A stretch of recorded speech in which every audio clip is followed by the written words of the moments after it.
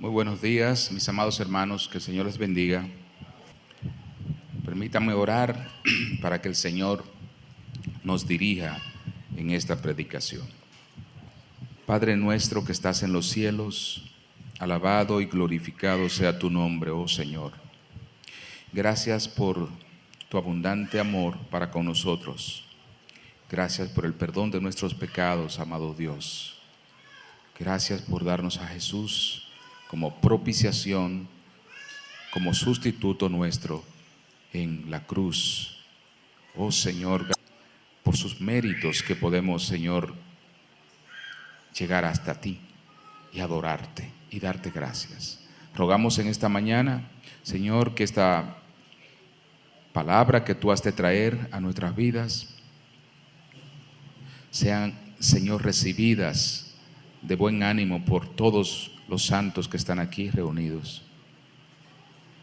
Que tu Espíritu nos hable, Señor, que nos consuele,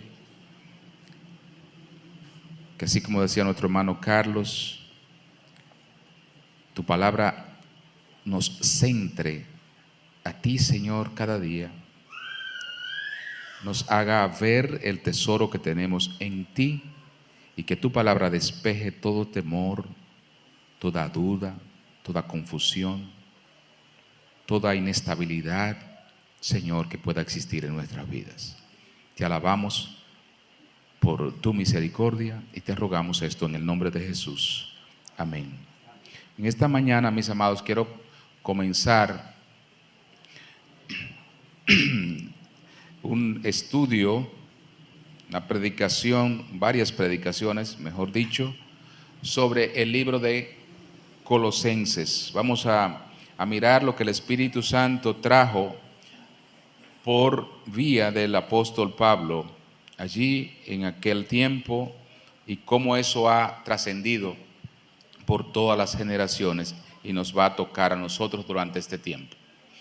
En la serie que prediqué sobre el amor por su palabra, por la palabra de Dios, nosotros decíamos que sí, una de las muestras o de las maneras como podemos mostrar que amamos la palabra de Dios es cuando escudriñamos en ella, cuando nos sumergimos en ella, sabiendo que es fuente inagotable de sabiduría, de la voz de Dios hablándonos constantemente. ¿Cómo aprendemos más de Dios? Cuando escudriñamos lo que Él ha revelado. Esto es información nueva cada día. Y yo espero en el Señor, y Él siempre lo hace, porque los santos son suyos, ustedes son suyos, que Él use este libro para traernos la verdad, traernos claridad durante estos meses que estaremos predicando sobre esta carta, y que cada hermano pueda aprovechar lo que el Señor cada domingo va a traer durante este tiempo que estaremos predicando. Así que Colosenses es una de las cartas, de las 14 cartas, incluida allí la carta de los Hebreos, que el apóstol Pablo escribió para ser recogidas en el Nuevo Testamento. Y Colosenses es una carta sumamente profunda, con unos temas que atañen al cristiano cada día, con una dirección a atacar aquellas herejías que estaban surgiendo allí en esta pequeña iglesia de Colosas y que estaban surgiendo por dos vías principalmente. Por vía del paganismo, una cantidad de los creyentes de aquella iglesia eran gentiles que se habían convertido al cristianismo, pero que eran personas que habían venido con mucha costumbre del mundo, es decir, de la adoración de ídolos, de la adoración de los astros, de sacrificar cosas a dioses paganos. Es decir, era una iglesia convertida mayormente de gentiles.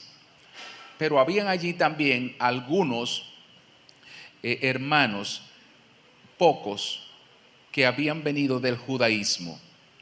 Y había también un tercer grupo que se quería dar tener la función de enseñar, porque se pensaban que eran más preparados que los demás.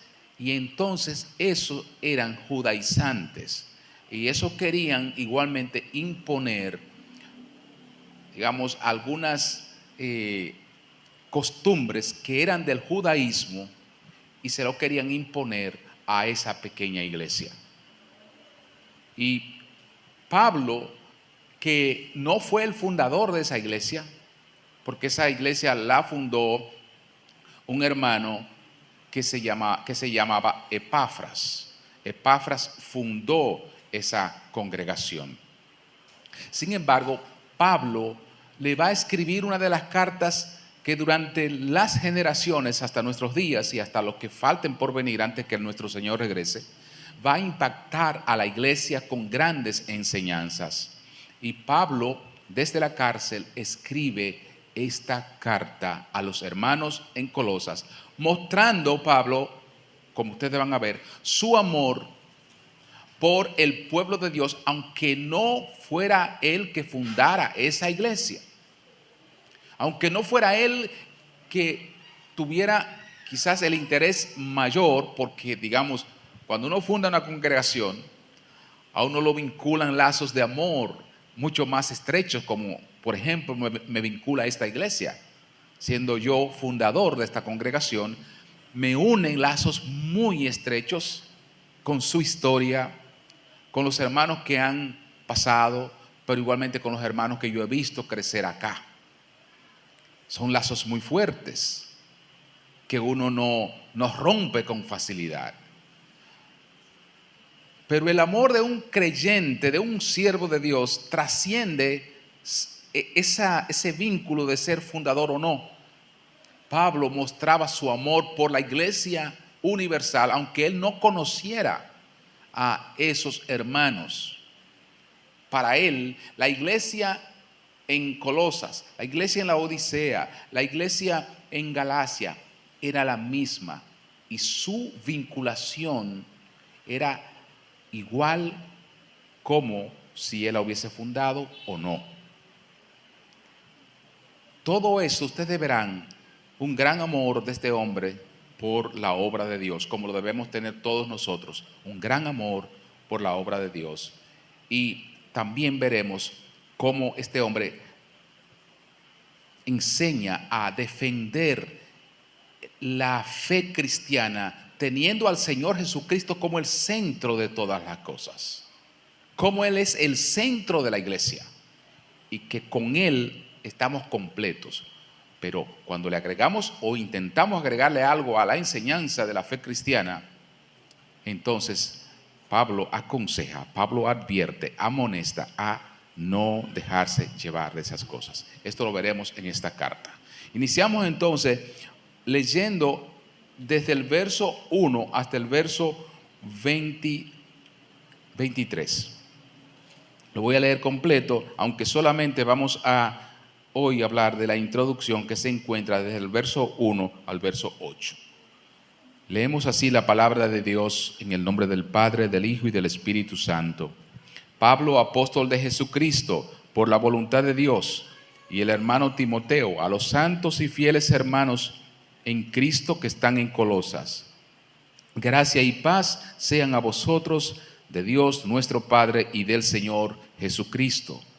Siempre orando por vosotros, damos gracias a Dios Padre de nuestro Señor Jesucristo, habiendo oído de vuestra fe en Cristo Jesús y del amor que tenéis a todos los santos, a causa de la esperanza que os está aguardada en los cielos, de la cual ya habéis oído por la palabra verdadera del Evangelio, que ha llegado hasta vosotros, así como a todo el mundo, y lleva fruto y crece también en vosotros, desde el día que oísteis y conocisteis la gracia de Dios en verdad. como lo habéis aprendido de Epafras, nuestro consiervo amado, que es un fiel ministro de Cristo para vosotros, quien también nos ha declarado vuestro amor en el Espíritu, por lo cual también nosotros, desde el día que lo oímos, no cesamos de orar por vosotros y de pedir que seáis llenos del conocimiento de su voluntad en toda sabiduría e inteligencia espiritual, para que andéis como es digno del Señor, agradándole en todo, llevando fruto en toda buena obra y creciendo en el conocimiento de Dios, fortalecidos con todo poder, conforme a la potencia de su gloria, para toda paciencia y longanimidad, con gozo, dando gracias al Padre que nos hizo aptos para participar de la herencia de los santos en luz, el cual nos ha librado de la potestad de las tinieblas y trasladado al reino de su amado Hijo, en quien tenemos redención por su sangre, el perdón de pecados. Él es la imagen del Dios invisible, el primogénito de toda creación, porque en Él fueron creadas todas las cosas, las que hay en los cielos y las que hay en la tierra, visibles e invisibles, sean tronos, sean dominios, sean principados, sean potestades, todo fue creado por medio de Él y para Él. Y Él es antes de todas las cosas, y todas las cosas en Él subsisten. Y Él es la cabeza del cuerpo, que es la iglesia. Él, que es el principio, el primogénito de entre los muertos, para que en todo tenga la preeminencia. Por cuanto agradó al Padre que en Él habitase toda plenitud, y por medio de Él reconciliar consigo todas las cosas, así las que están en los cielos como las que están en los cielos, haciendo la paz mediante la sangre de su cruz. Y a vosotros también, que erais en otro tiempo extraños y enemigos en nuestra mente, haciendo malas obras, ahora os ha reconciliado en su cuerpo de carne, por medio de la muerte, para presentaros santos y sin mancha e irreprensibles delante de Él, si en verdad permanecéis fundados y firmes en la fe, y sin moveros de la esperanza del Evangelio que habéis oído, el cual se predica en toda la creación que está debajo del cielo, del cual yo, Pablo, fui hecho ministro. Pablo inicia esta carta y ustedes ven cuán grande es el contenido. Ya de yo comenzar a leer, ustedes ven todo lo que Pablo habla acerca de la persona central de esta carta, que es mostrar que Cristo es la plenitud de todo, que en Él todo ser humano está completo, que Dios lo escogió a Él para reconciliar al ser humano, para restaurar incluso a toda la creación, para sostener la creación presente y la futura. Cristo es la cabeza de todo eso. Todo está coordinado a través de ese ser glorioso que es aquel al cual nosotros como iglesia estamos unidos. Y el centro de todo el mensaje que vamos a ver en Colosenses es mirar a Jesucristo, sostenernos en Él, porque a nadie más ha elegido Dios para ser la unión entre su pueblo y Él, solo nuestro Señor Jesús. Y Él comienza dando gracias a Dios por esos hermanos que por la voluntad de Dios ahora comparten la misma fe. Y comienza diciendo que Él es un enviado de Jesucristo. Esto es lo que casi en todas sus cartas Él dice cuando se refiere a sí mismo: Pablo, apóstol de Jesucristo, por la voluntad de Dios. Es importantísimo que los hermanos en Colosas sepan que esta carta viene del puño y la letra, humanamente hablando, de este hombre que tenía la autoridad dada por Dios para escribir. Importante que él se muestre como un apóstol, aquel hombre que Dios en la persona de Jesús se le apareció y lo encomendó para darle el ministerio de los gentiles. Como vamos a ver más adelante, Pablo se va a identificar como el hombre que fue instrumento de Dios para el mundo gentil. ¿Y qué instrumento? ¿Qué hombre preparó el Señor para mostrar las revelaciones que él tenía para dar a la iglesia y para dar al mundo? Dios preparó a este apóstol de una manera que la historia no ha podido rebatir, la historia secular no ha podido rebatir la profundidad de el mensaje, del contenido de las cartas escritas por este hombre. Es quizá la teología más profunda de toda la Biblia. Son las enseñanzas que incluso los filósofos usaron como fuente para nutrirse y tratar de crear herejías a partir de lo que Pablo había escrito por medio del Espíritu. La profundidad de este mensaje es muy grande.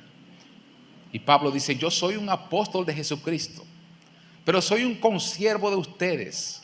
¿No soy más grande? Soy de la misma estatura de ustedes, pero soy un enviado, un escogido para el mundo gentil de este evangelio que se predica en todo el mundo. Yo soy un enviado. La autoridad de esto, lo que Pablo va a decir: yo tengo la autoridad para escribirles esto. Y ustedes verán, por lo que le voy a escribir en esta carta, si esto que les voy a enseñar viene de Dios o no. ¿Qué pagano pudiera traer argumentos en contra de lo que Pablo va a decir?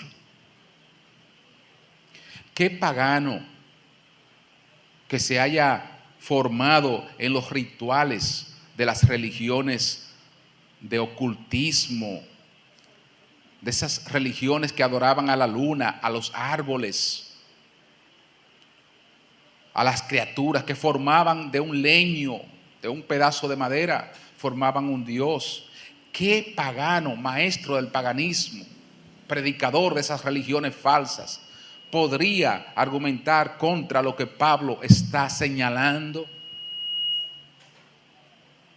¿Qué argumento podría encontrar? Nosotros vamos a ver que Pablo habla cosas que le van a tapar la boca a cualquiera de los paganos que trate de decir en contra de la persona de Cristo que podría haber otra deidad, que podría haber otro medio de salvación que no fuera la persona de Jesús. ¿Qué pagano tendría argumento contra esto? Igualmente, ¿qué maestro de la religión judaica pudiera traer argumentos a la iglesia de Colosas como para rebatir lo que Pablo está diciendo aquí? Haciéndole, imponiéndole quizás a los hermanos que guardaran el sábado, que guardaran los días de fiesta, porque eso era, obedecer a esas reglas, a ese ritualismo, era lo que iba a agradar a Dios. ¿Qué argumento tendrían los maestros de la religión judía para para contrarrestar lo que el Espíritu está enseñando a través del apóstol cuando habla de que Cristo es la imagen del Dios invisible, el primogénito de toda creación, porque en Él fueron creadas todas las cosas, las que están en los cielos, las que están en la tierra, sean visibles e invisibles, sean tronos, sean dominios, sean principados, sean potestades. Todo fue creado por medio de Él y para Él. El leño que tú me muestras, ese árbol del cual se hizo ese ídolo, fue creado por Cristo. Esa piedra de la cual tú formaste esa imagen, eso fue creado por la palabra, por Cristo. La luna, el sábado que los judíos mandan a que tengan que reverenciar, ese sábado fue instituido por Cristo. Él es el Señor del día de reposo. Contra esto no hay argumento válido, posible. Y esto es lo que el apóstol está diciendo. Yo soy un apóstol enviado por Jesucristo. Y lo que voy a enseñarle no es mi enseñanza, es la que Él me envió a traer al mundo gentil. No solamente a ustedes, Colosas, sino a todas las iglesias que están compuestas por el mundo gentil. Gentil, entiéndase, todo aquel que no era judío, porque Pablo fue eminentemente seleccionado, llamado por Dios para predicarle al mundo gentil, mientras que los demás apóstoles, Pedro, Juan, se quedaron predicándole mayormente a el pueblo de Israel, a esas iglesias, ¿verdad? De manera central, que estaban compuestas por judíos. Ahora él se hace esa salutación y se identifica como el enviado, el escogido, el apóstol para predicarle a las iglesias. Y él comienza diciéndole: yo y mis hermanos que están unidos a mí en este ministerio, oramos siempre por ustedes. Wow. Nosotros hemos concluido una serie que llamamos la oración conforme a la Biblia, ¿recuerdan? Duramos varios domingos predicando sobre la oración y decíamos cómo era importante, vital para el creyente pasar mucho tiempo orando, cómo era una vida, ¿verdad? O mejor dicho, una ayuda idónea el poder cultivar el hábito de orar, pero no solamente orar por nosotros, por peticiones particulares nuestras, sino orar para que el nombre de Dios sea santificado en toda la tierra y orar porque el pueblo de Dios crezca en toda la faz de la tierra. Pablo dice: nosotros aquí estamos orando por ustedes. Y al orar, damos gracias a Dios, Padre de nuestro Señor Jesucristo, porque hemos oído de la fe que ustedes tienen y del amor que tienen por todos los santos. Yo quisiera aquí, primero, explicar qué está diciendo el apóstol, y segundo, resaltar esa característica de un cristiano, que es gozarse cuando ve la fe genuina en alguien, gozarse y darle gracias a Dios. Pablo está orando por esos hermanos y da gracias mientras ora. Fíjese que esto muestra el gran amor de este hombre, porque usualmente, y esto debemos nosotros reconocerlo cada uno, usualmente nuestra rutina cuando oramos es incluir nuestras peticiones y la de los más cercanos a nosotros en primer lugar. Oramos por mis hijos, yo oro por mis hijos, oro por la esposa, por el esposo, y así como ese círculo cercanito ahí. Pero un hombre de Dios, un hombre y una mujer de Dios se va mucho más allá y ora como lo hacía el apóstol Pablo, por personas que él no ha visto, pero él sabe, aún sin haberlos visto, que son de la familia de la fe, que son hijos de Dios y por tanto sus hermanos. Algo que la iglesia ha perdido es eso, el hábito de orar por hermanos en otra parte de la tierra, por la iglesia de Dios donde quiera que esté. ¿Por qué que un día nosotros todos estaremos junto con hermanos de todas las naciones frente a nuestro Señor Jesucristo?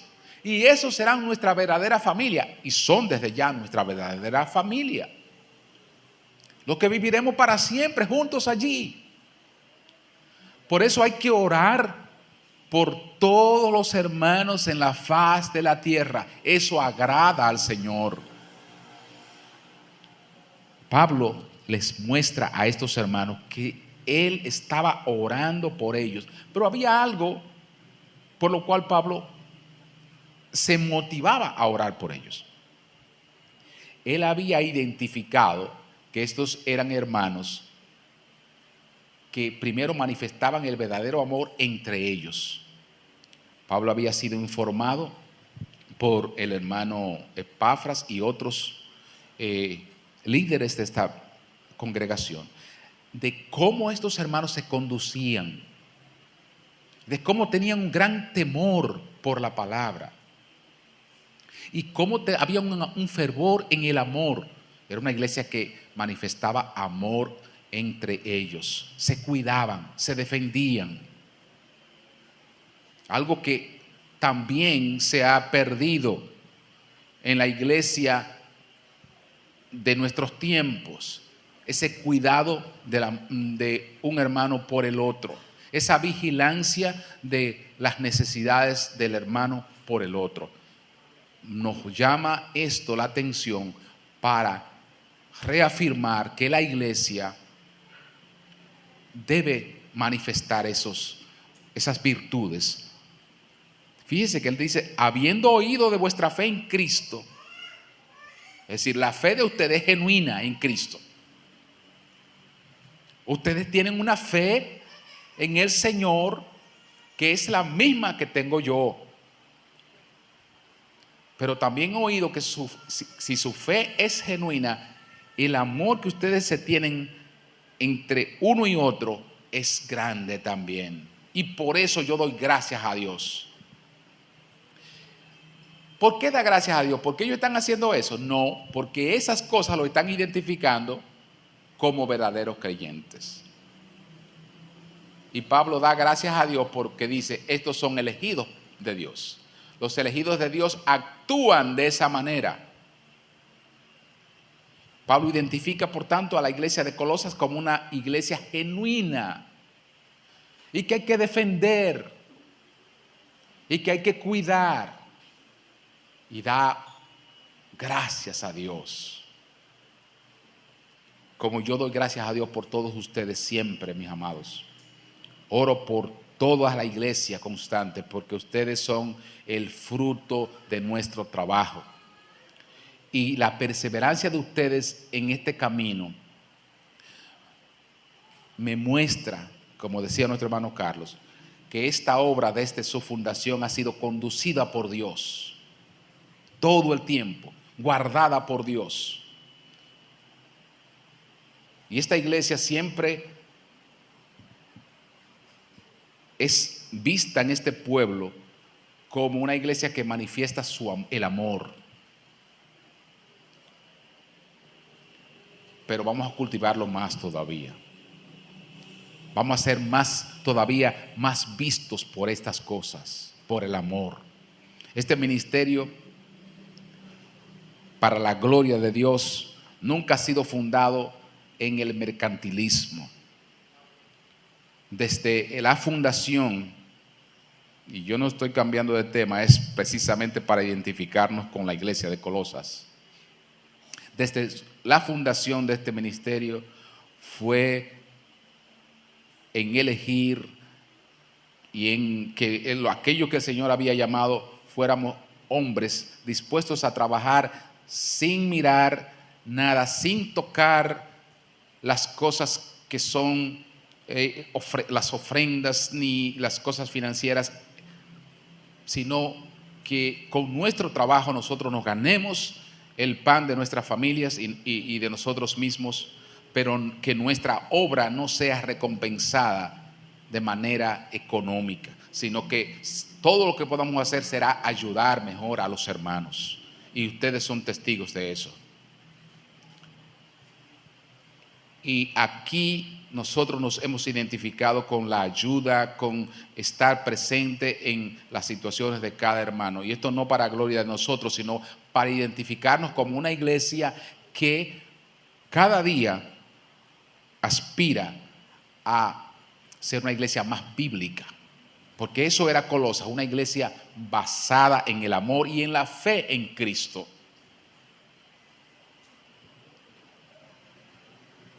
Y Pablo da gracias por el amor que había allí y porque eso identificaba a la iglesia como un cuerpo de hermanos que había sido santificado por el Señor. Pablo allí menciona qué era lo que la iglesia de Colosas veía como su norte. ¿Qué perseguía la iglesia de Colosas? Cuando tenía su fe genuina en Jesucristo y cuando actuaba con amor entre sus miembros, el verdadero amor de Dios. ¿Qué perseguía la iglesia? ¿O qué la motivaba a actuar de esa manera? Lo mismo que motivaba a Pedro en el capítulo 1, del verso 3 al verso 6, que estamos estudiando los martes, a decirle a esos hermanos que estaban esparcidos en Asia, en Bitinia, en Capadocia, en todos esos lugares donde tuvieron que ir forzadamente por presión del imperio. La misma motivación que Dios tiene una herencia que va a entregar a todos los que tengan la fe genuina, los que vivan en esta tierra esperando ese galardón que Dios ha de dar a cada creyente. Si usted ve lo que Pablo dice, que la fe de ellos en Cristo y el amor que se manifiestan unos a otros es a causa de la esperanza que os está guardada en los cielos. Qué maravilla. Y yo con este tema aquí, sin abundar sobre otras cosas, voy a concluir esta introducción, porque iniciamos un poquito tarde la predicación. ¿Qué es lo que motiva a cada creyente en todo tiempo? A vivir en fe y compartiendo ese verdadero amor por la obra de Dios y entre nosotros mismos. Es la esperanza que Dios nos ha dado de que nosotros vamos a recibir una herencia en los cielos. Dice que es a causa o por razón, por motivo de eso que ha de entregarse, y fíjese que está guardada en los cielos. Pablo y Pedro escriben en épocas diferentes estas dos cartas.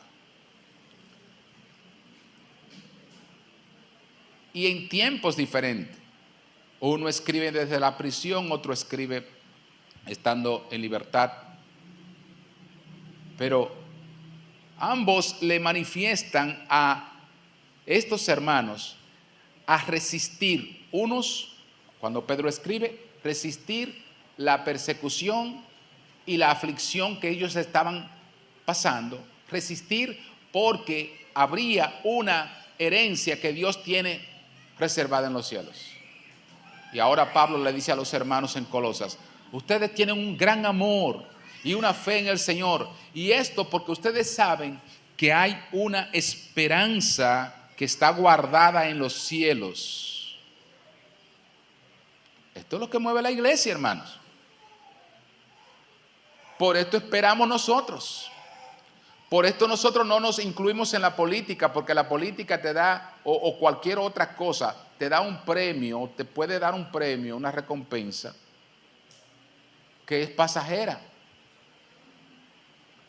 Por eso nosotros no nos dejamos llevar de las tentaciones del pecado, porque sabemos que el fruto del pecado es temporal y provoca muerte.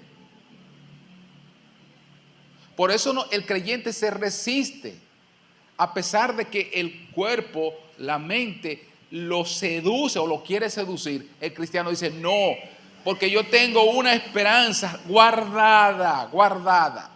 ¿Guardada por quién? Por Dios mismo. Hermano, mire, Dios siempre, en todo el tiempo y toda la Biblia, usted la va a encontrar, Él está diciendo a todas las generaciones, tengo algo para ti, a los creyentes, tengo algo para ti, espera en mí, espera. La Biblia en el libro de los Hebreos nos dice que muchos de los que esperaron no recibieron lo prometido. No lo recibieron porque no era para su tiempo. Eso que Dios ha prometido siempre está reservado para aquel día. Y el creyente tiene que estar claro que la esperanza de la cual habla la Biblia, tanto en el Antiguo Testamento como en el Nuevo, es una esperanza que no tiene su plenitud aquí en este mundo. Siempre la Biblia va a marcar que está guardada allá en los cielos. Y yo voy a esperar ese tiempo. Yo voy a poner mi mirada, como más adelante esta carta va a decir, allá donde está reservado eso. Y Pablo apunta a estos hermanos a que continúen teniendo esa fe en Cristo, a que continúen manifestándose el amor entre unos y otros, porque hay una esperanza, hay una recompensa a esa actitud, a esa conducta, andar dignos, como es digno de nuestro Señor Jesucristo. Gloria a Dios. Sí, a causa de esa esperanza que está guardada en los cielos. Mire cómo el apóstol Pedro lo dice. Dice que bendito el Dios y Padre. Él lo alaba acá. Alaba al Padre. Pablo dice, damos gracias al Padre. Y aquí dice Pedro, bendito el Dios y Padre de nuestro Señor Jesucristo, que según su grande misericordia nos hizo renacer. ¿Para qué? Para una esperanza. Una vez más aquí está la palabra. Para una esperanza. Esa es la misma palabra que utiliza el apóstol Pablo en Colosenses. Una esperanza guardada en los cielos. Y aquí este hombre dice que tenemos una esperanza viva. Y fíjese que va a decir dónde está. Para una herencia incorruptible, incontaminada, inmarcesible, reservada en los cielos para vosotros. Pablo dice guardada en los cielos. Pedro dice reservada en los cielos. No hay duda de que está guardada por un lado y está reservada a nombre de cada uno de nosotros, de los que creen. El autor es el mismo. Los instrumentos son diferentes. Pedro y Pablo diferentes. Pero el autor es el Espíritu Santo y usa la misma palabra, esperanza, para referirse al galardón que recibirá cada creyente que tiene la fe en Cristo su vida puesta en Él y su confianza en Él todo el tiempo. Pablo le manda a los colosenses a no desmayar, a no creer lo que los paganos querían enseñarle, por más atractivo que esto fuera, por más excitante que pudiera sonar a los oídos. Pablo dice, no, céntrense en la persona que el Padre ha elegido para darles esta esperanza, porque Él es la cabeza de todo y todo lo que existe por Él y para Él. Amados hermanos, más que quizás en otras épocas, conocer esto para la iglesia es fundamental, porque hoy quizás no está de moda la filosofía que antes se utilizaba. Hoy quizás ustedes no van a ver muchas herejías de este tiempo, porque la gente de hoy ni siquiera leyendo está. La gente de hoy ni siquiera escudriñando la literatura está. Las generaciones de hoy lo que quieren es el pragmatismo, las cosas rápidas, las cosas prácticas, y ni siquiera estudian. Pero cuando tú no estudias, hay otros peligros que vienen ahí. Cuando tú no escudriñas, lo vano ocupa tu mente. Cualquier cosa que pueda entrar a tu mente, ya eso forma tu propia ideología. Imagínense lo que hoy llaman influencers. ¿Qué influencers? O sea, ¿qué es lo que tienen para enseñarte? Locuras. Son totalmente locuras irracionales, cosas irracionales totalmente. Se puede, a una cabeza vana, a una persona sin ningún tipo de instrucción, se puede manipular con facilidad. Por ejemplo, la ideología de género que existe hoy en día. Es tan absurda la ideología de género que va contra la razón y contra la propia ciencia. Esa autopercepción. Decir que es válido que se respete la autopercepción, porque así es como tú te identificas, que es válido aceptar una persona que se autoperciba, ¿verdad? Mujer, aunque tenga los órganos de hombre. Eso está, hermano, de boga. Si alguien se autopercibe mujer, aunque tenga unos músculos grandísimos y que tenga toda la biología de hombre, hay que supuestamente respetar a esa persona.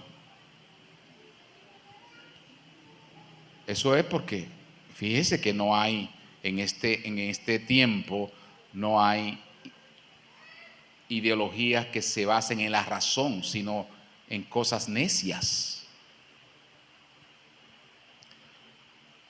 Imagínense gente autopercibiéndose así, y eso está teniendo sus consecuencias.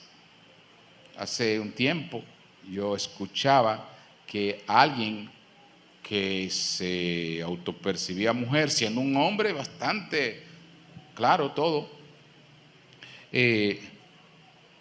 bueno, pues por un delito que cometió lo apresaron, y él dijo a sí mismo que no podían ponerlo con los hombres. No, es que no. Mis derechos, yo me autopercibo mujer. A mí hay que ponerme con las presas. Pues una corte le aprobó que tenía que ponerlo con la presa, y acabó violando varias de ellas.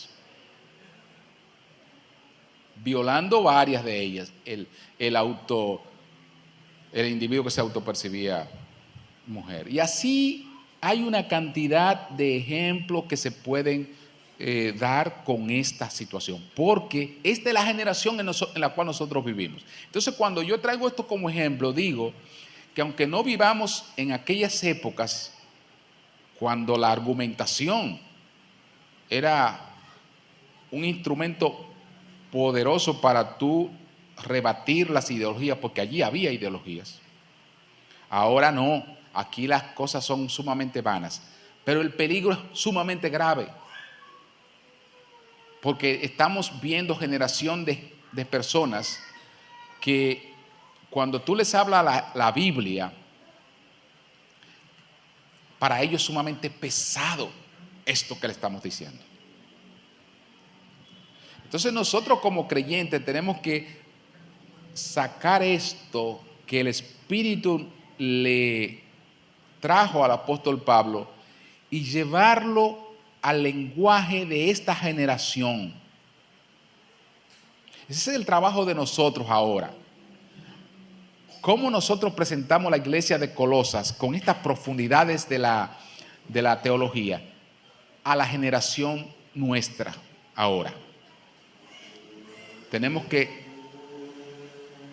ir a lo práctico y decirles, miren, todo lo que ustedes ven fue creado por Dios a través de Jesucristo. Esto es lo que la Biblia dice. Y nadie se salvará a menos que no entregue su vida a la persona de Jesucristo. Nadie se salvará. Y sin embargo, les puedo decir que hay promesa de vida eterna para todo aquel que crea en Él. Tenemos que transmitir eso a esta generación que está confiada en estos influencers. Nosotros, los que tenemos la palabra de Dios, tenemos que ser los verdaderos influencers. Aquellas personas que realmente traigan este mensaje de esperanza. Y yo invito a los jóvenes a buscar maneras de cómo llegar al mundo, a ser creativos y buscar maneras, porque el diablo está buscando muchas maneras. Ahí hay muchísimas aplicaciones que se usan para llevar mensajes malísimos, inmorales. Muchísimas aplicaciones. Ahí están los TikTok que están tan de moda, están los Reels, están ¿qué más? Muchísimas otras cosas que se utilizan para llevar mensajes terribles. Entonces yo creo que la iglesia, nosotros debemos, como el apóstol Pablo hacía, usar la palabra de Dios y presentar a Cristo a este mundo, a esta generación que se levanta vana, sin fundamento y confiando más en los hombres y en las ideologías de los hombres que en lo que Dios nos ha revelado. Quiera nuestro Señor que durante este tiempo que estaremos predicando sobre este maravilloso libro podamos aprender lo suficiente como para salir preparados a presentar el único medio de salvación, que es nuestro Señor Jesucristo. Que el Señor les bendiga, Dios les guarde. Nos vemos el martes, si así el Señor lo permite.